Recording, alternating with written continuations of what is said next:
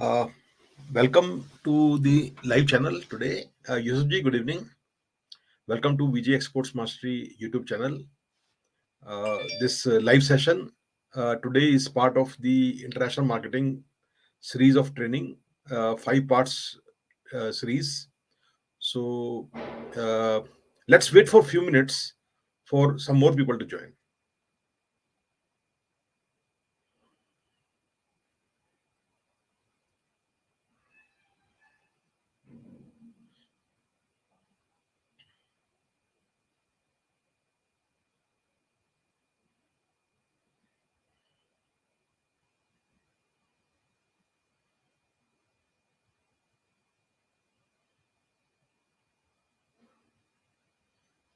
So, friends, welcome back to the training session on international marketing. This is the fourth part today of this limited series training on exports nation daily life on VG Exports Mastery YouTube channel. So, friends, in the earlier sessions of international marketing training series, we had discussed about certain documents. Guideline one, Pradeep ji, good evening. Welcome to the live session on VG Exports Mastery YouTube channel. So, friends, I was telling that in the last few training sessions on international marketing, we had discussed two guidelines, guideline one, guideline two, which were related to the economic profiling and the cultural profiling. And I had discussed with you line by line that what are the things which are included. Now, I'm very excited to show you the third document, which is quite different from the earlier two documents. And if you remember those contents of the economic analysis and cultural analysis, you will realize that this third document makes your understanding of the market much better, especially focusing on the product which you want to export. In this example which we have taken, Mr. Gupta is trying to promote and find out the possibility of starting the export of premium seafood items in addition to the premium quality of tuna which he was able to already sell to the Japanese market from Lakshadweep. So he's trying more items and he's trying to find out what can be the other items and what are the challenges and what are the threats available. So, in the face of those challenges and threats, whether he will be successful, so he will start getting the idea that how difficult the market is, what are the limitations in the market. So, today's document, the third document, which is the market audit. So, now after having completed these two documents, we are attempting to create this market audit, which is also called the country note. So you can you can call all the four documents as country note, but more specifically, this third document is called country note because this talks about the situation in that target market for your product line or similar products. Not may not be the exact item, but similar items. So here the focus is on the agenda, the present agenda. What is the agenda? What is to be exported? So as in the earlier sessions, uh, the one of the audience has suggested about the export of fruits and vegetable, for example, in UAE market. So suppose you are doing the same exercise for the UAE market, then for fruits and vegetable, fresh fruits and vegetables, what can be the challenges? What can be the solution? How do you create some kind of document which I'm going to demonstrate today, which brings the picture much more clear to you that as an exporter where you stand. And again, I'm telling you that this document is again an attempt only, starting point. And once you get more information, you can keep on updating this document. So let's In today's session, let's look at this document, that is the guideline. Not guideline, really, it's not a guideline, because guideline was one and two, the economic analysis and cultural analysis. This is more like a country note, but you can still say it as a guideline three, because in the fourth document, you have to create a international marketing plan for your product in that market. Initial plan. Again, I'm telling initial, because you have to build on that. So this exercise, friends, can be, you have to judge whether this exercise can really be useful. So let's look at the third document, that is the market audit, and we'll try to see how useful it is in our example. For example, in this case, so if we look at this document, so let me just 1 minute.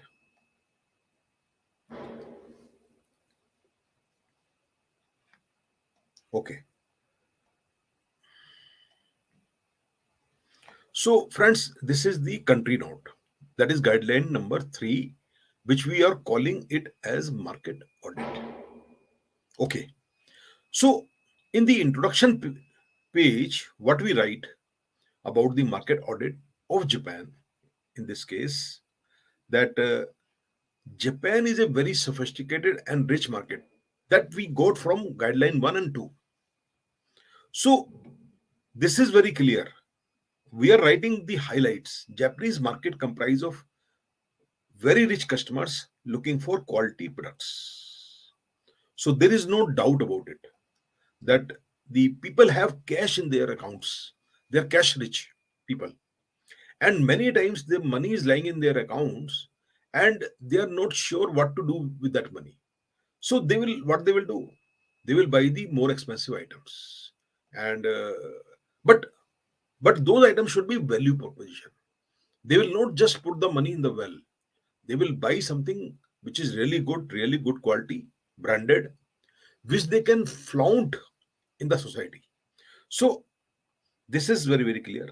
Second thing which is very clear up till now, that wholesalers play an important role. Now let me tell you one thing. Wholesalers do play an important role, but it is not that simple. The type of wholesalers what we know in India, they are not the same type, because the distribution of any items, including the seafood or any other item, is very, very complex in Japan. And for an outsider to understand it is not easy. Many companies have failed. I gave you the example of Vodafone also, and many other companies. Even Walmart failed initially when they came to Japan. It took many, many years for them to understand how to penetrate the Japanese market. So wholesalers play an important role. What role they play, you will take time to understand. It is very, very complex. Now, consumer buying habits are changing. Now, this although guideline one, guideline two, we get some cues, but the when we are talking about the market audit of Japan, we get this information that the consumer buying habits are indeed changing, in spite of the fact that Japanese society is very unique in culture and they have preserved their old culture. But still, today they are changing. Consumer habits are changing. So there is a straight away an alert which comes to the mind what changes are happening. So in recent times, consumer buying habits are changing. So we'll look at in more detail what are those changes. Now, advertising in Japan is quite different from the Western advertising. So because Japan is a unique culture, because the the image in the mind of the Japanese people, the way they think, is different. So what attract them in the advertising is quite different because of their unique culture. So obviously, the way you put the advertisements in Japan will be definitely different from what you do in Europe or maybe in US, any developed countries. So due to the different cultures and aesthetics, because we talked about the aesthetics, in guideline number 2. Advertising needs to be adapted to the Japanese culture, Japanese perception. So we'll look at it. This is just an introduction. Now, if we talk of our product, in our example, Mr. Gupta wants to go beyond tuna fish. So what he already know is that Japan is world's largest importer and consumer of tuna fish. In 2018, tuna imports in Japan increased around 10%, which may indicate about the other items also. Since 2020, the imports has been hit hard due to COVID-19 pandemic, because of which the prices of fish have reduced as much as 9% also. So because demand has reduced, but it is temporary. Many things happen around the world in pandemic. So some this impact was there of the pandemic. So this is a temporary thing. Generally, Japanese eat high quality tuna, paying higher price for quality varieties. The prices can be as high as even 55,000 yen per kg, even more for some of the varieties. So 55,000, we are talking of the 1,000 yen. So you can understand that there are people who can really spend good money. They prefer to eat tuna in restaurants rather than bring to home. Now, what Mr. Gupta knows is about tuna. Whatever information he has gathered, he is putting it here. Now, he has to build this information for the other seafood items. So, at this stage, he didn't know many things about the other seafood items. So, he is writing about tuna because it is the same category. So, world's largest fish and food market actually is in Tokyo, which is called Toyosu market, which is a world's most modern market, very hygienically. The selling and buying auctioning is very hygienic. So only selected people can go inside for auctioning who are interested. Only then, with proper dress code, proper testing, they have to enter. So they are very particular about the hygiene in the market. So there is a great potential and relative advantage in Japan for Indian premium quality of seafood. For example, tuna was from Lakshadweep waters. Maybe Lakshadweep waters can also give some more seafood items, or maybe something similar to Lakshadweep water, something organic, something wild catch, something traditional catch, something with international recognition as being sustainable, some with some features. Indian premium quality of seafood is possible. So the challenges for Indian exports, what Mr. Gupta already knows from the tuna fish, lack of handling infra. For example, the large size modern refrigerators, which are required immediately when the premium quality food which you catch in the sea, you have to freeze it very fast. So those kind of infra is not easily available. Then image of the Indian seafood is still not very good in the mind of the consumers in Japan. So if they see that made in India or supplied from India, it may not give that image, because they are looking for very high quality, premium quality. So some, for whatever reason, maybe rightly or wrongly, it is not clear whether what is the reason, but image is not good of the Indian seafood, and logistics is a problem. I If you remember in the case study of the tuna fish exports, we discussed about the lack of the flights from Agati Island to the main port. So for the other places, similar places, if the other food items has to be exported, there is no shelf life, so it has to be exported immediately. So immediate logistics, real time logistics is not easy in India. So these are challenges, but they can be resolved. Those challenges can be resolved. as in our case study. Now, the product which Mr. Gupta is trying to promote now, the trialability, because at the initial stage you do not know actually, because you are trying to export something which is not being exported, which is not being which is not regularly imported from India, for example, in this case. So whether the trials can be done, is it possible that some trials can be done and the people will buy as even as a trial? So what information Mr. Gupta has from his importers, that once the local distributors in Japan take interest, it is possible to try out the new premium varieties of seafood from India. It is possible. So it cannot be totally ruled out. Trial orders are possible. It can be tried. It is in the interest of the importers also, distributors also, wholesalers also in Japan. And of course, Mr. Gupta wants to do it. Then, if we look at the feel and look of the product observability, seafood, especially fish, is sold in Japan in most hygienic conditions. So, Indian product, whether it stands on this test of hygiene, has to be worked out. In closed and controlled climatic markets, it is very difficult to observe the whole process. The market distribution is very, very complex and hence cannot be easily understood by the foreign companies.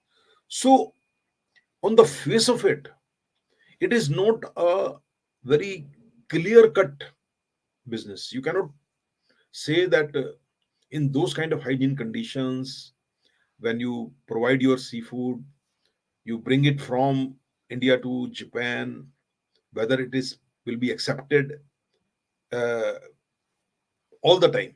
Question is all the time, because it has to be exported on a daily basis.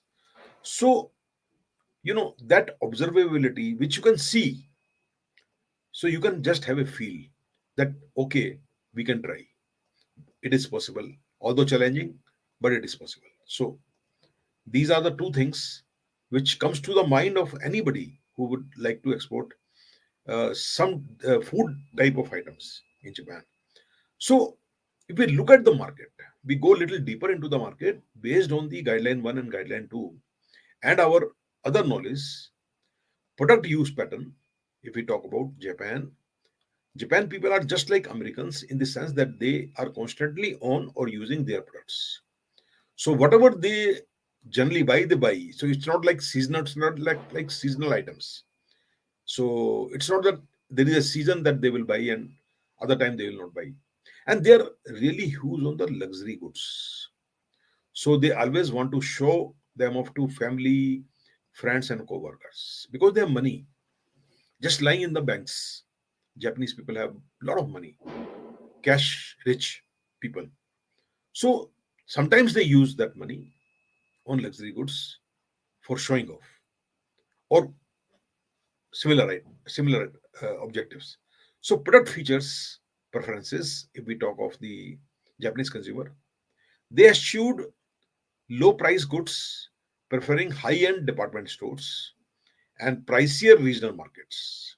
They are willing to pay high prices for quality products, and their love for brands spark the emergence of a mass luxury market.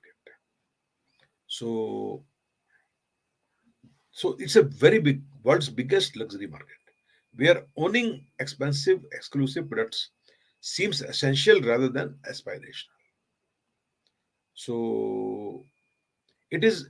So sometimes we say that the expensive brands are luxury.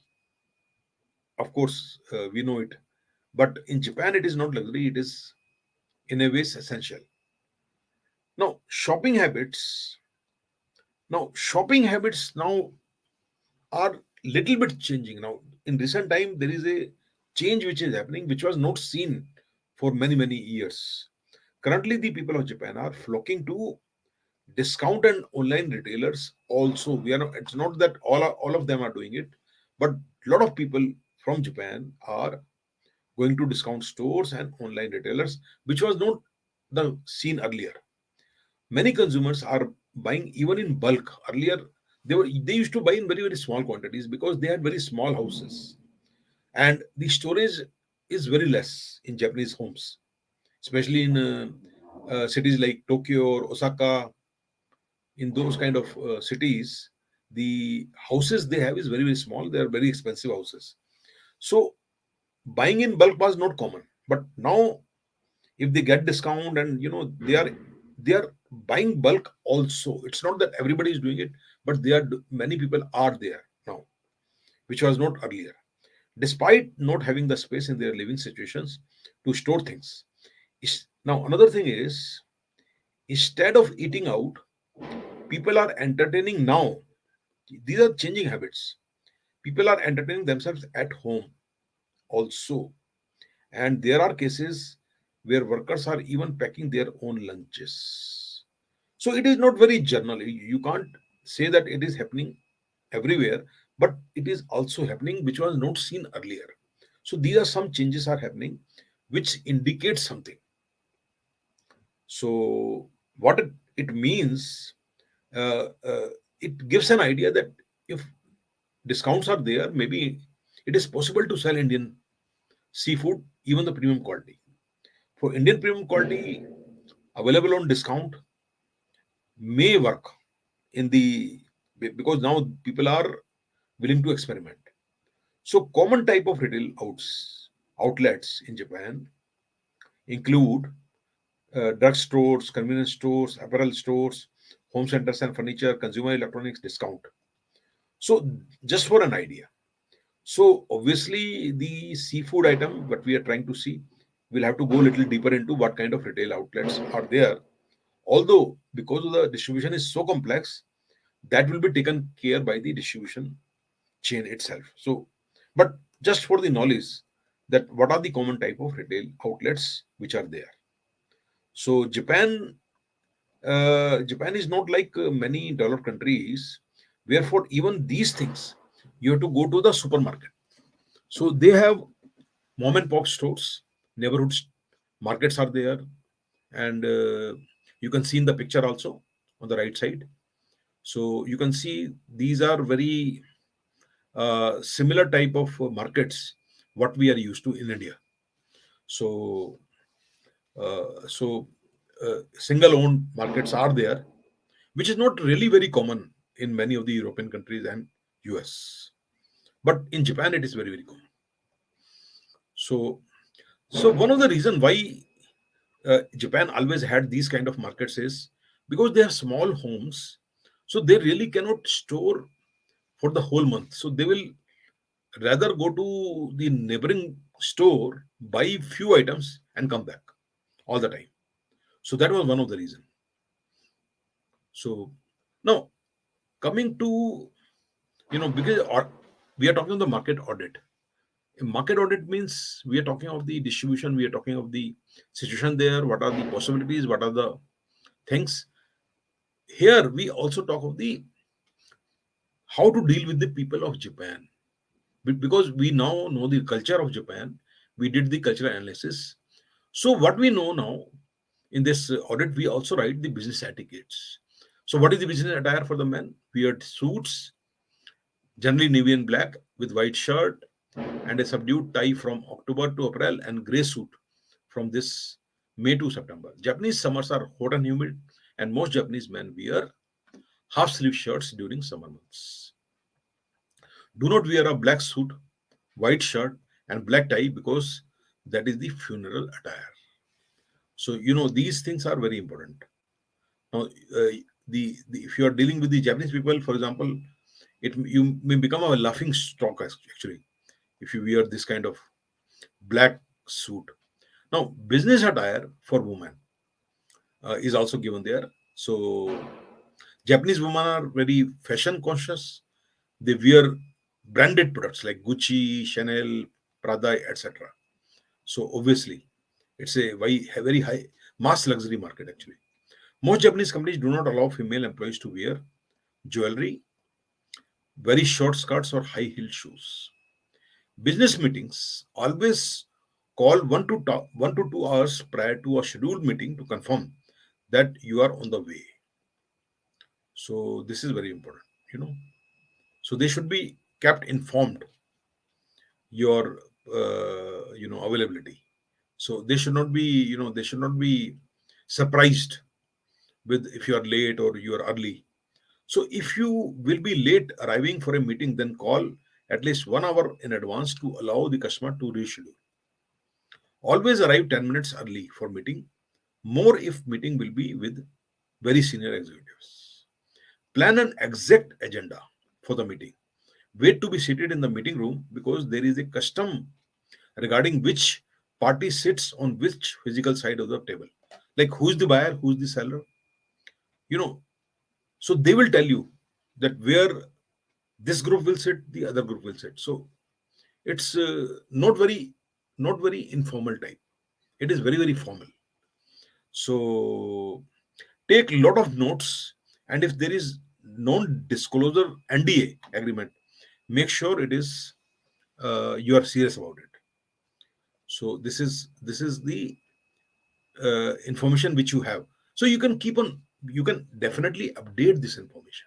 So this is just the initial information you have with your own experience and observation, and you can always update it. Personal habits to know: do not blow your nose in public place, including meeting rooms.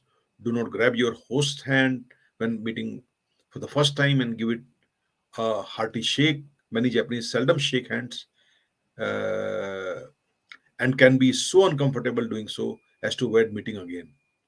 Never pat a Japanese man on the back or shoulder. Never make derogatory remarks. Always try to smile. Be pleasant. Be willing to learn. Ask a lot of questions about your customers, company, and none about his private life. No, no talking of the family matters. So in business they don't like. So it is a good thing that when you are asking a lot of questions, you are improving your guideline 1, guideline 2, guideline 3. Because when you are meeting them, you are asking many many questions, and it is very common there. So they will answer also. And when you get the answer, you are making notes. So slowly your document 1, 2, 3 will become better and better.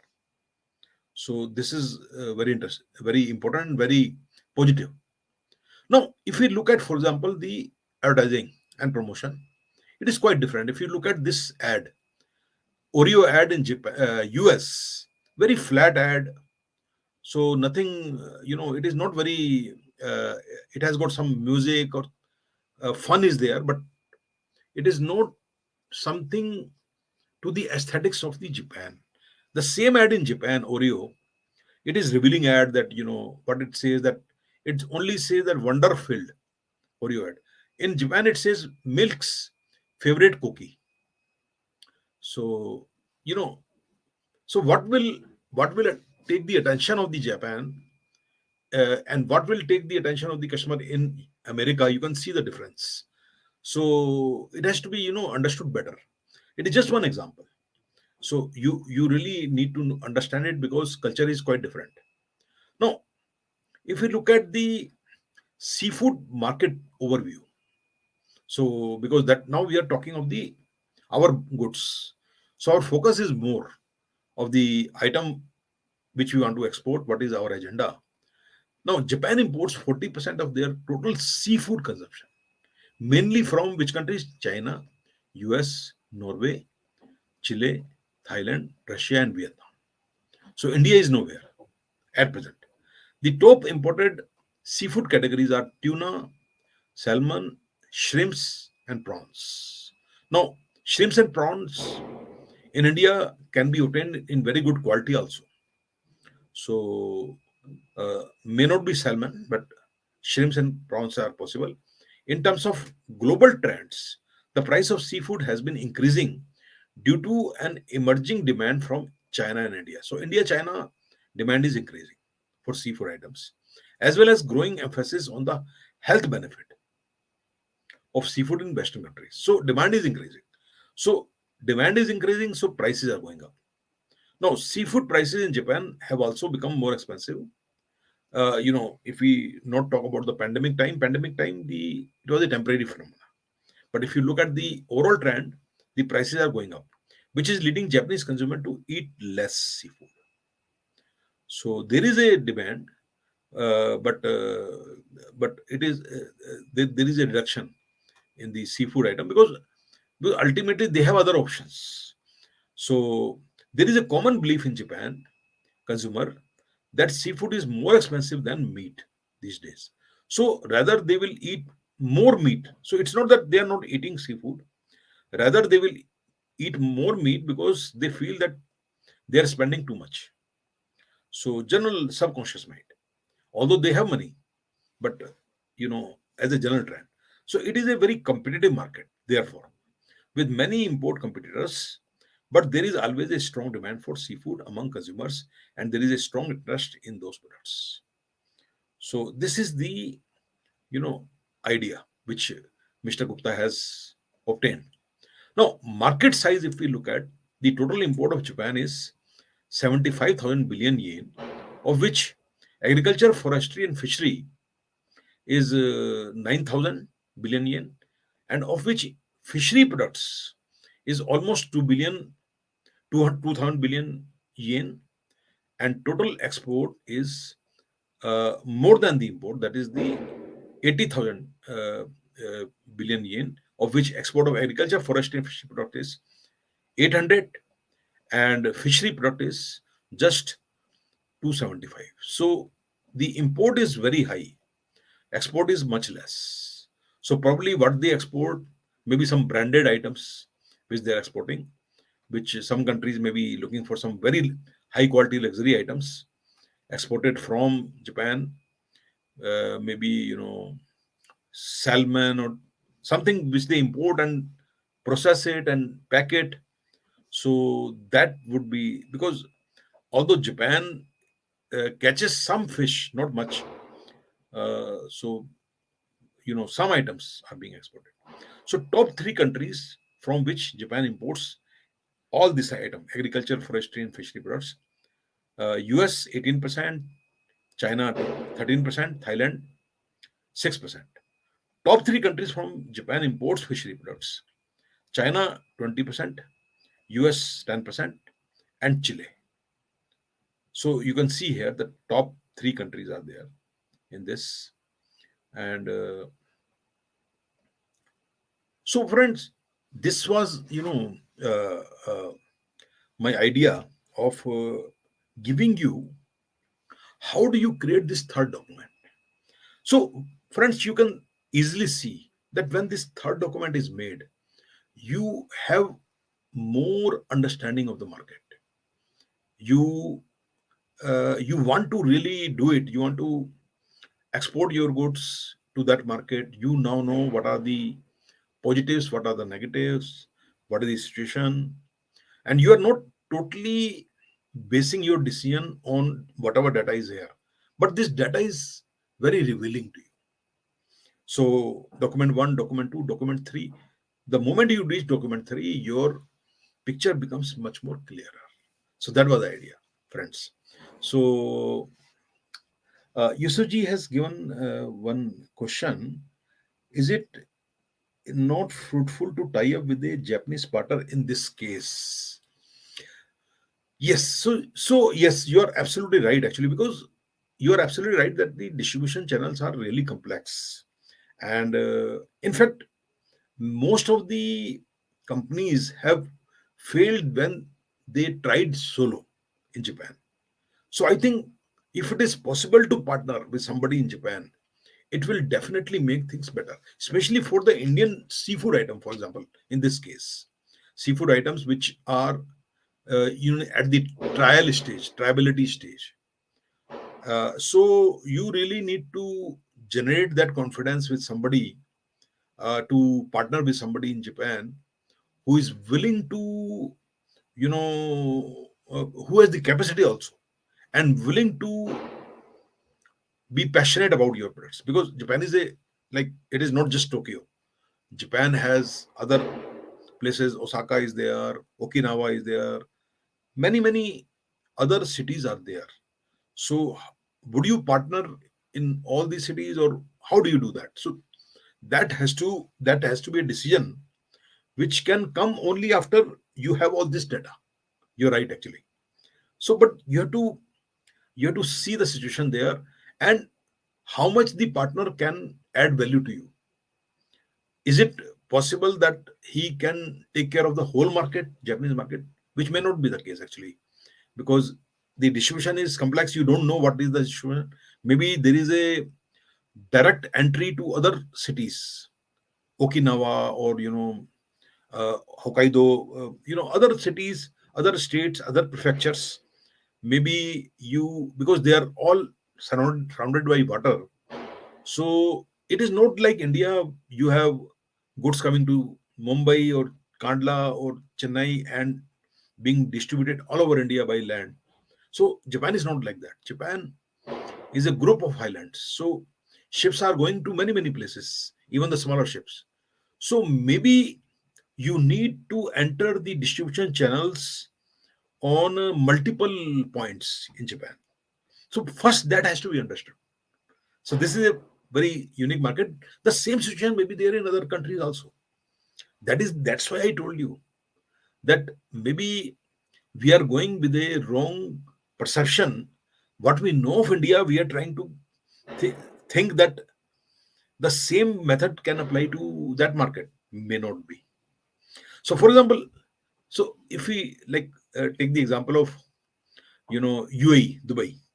So if you are, for example, Dubai is not a very big market.